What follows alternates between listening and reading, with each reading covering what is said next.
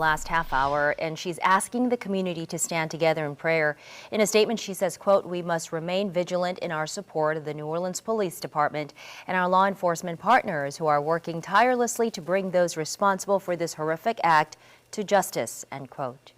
Meanwhile, there is a $5,000 reward to find the suspects behind both of the scenes, and the New Orleans police chief is urging anyone with information to please come forward. Yeah, and local leaders are really punctuating the point that these second lines should be safe spaces, and violence has no place anywhere near them. WDSU reporter Ariel Brumfield joins us live with the latest on the search for suspects, as we are now waiting to get new information about a possible vehicle of interest.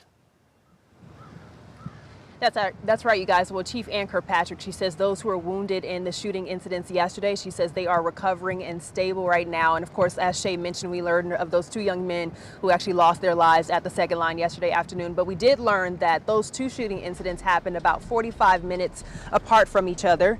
And we're told in the first shooting incident, we learned that there were 10 people who were shot. None of those were fatal, though.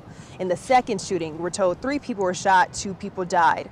Kirkpatrick says there were 100 officers working the second line event, and claims after the first shooting incident, they made the decision to let the second line continue to not create chaos and to help with crowd control. Now, at this time, the investigators say they do not know if the shootings were related.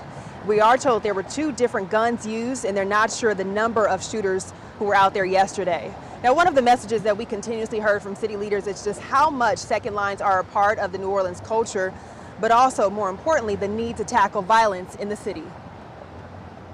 It is a wonderful culture. Second lines are a wonderful culture of this city and will continue to be so.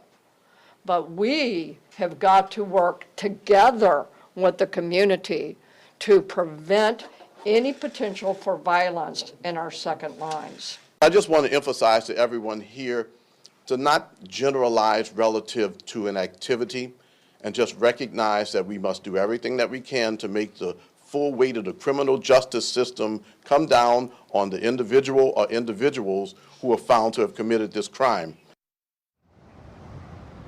And the NOPD also shared that the victims' age ranges range from 71 years old to 20 years old. Reporting from the NOPD headquarters, I'm Ariel Brumfield, WDSU News. And Ariel, one thing that leaders also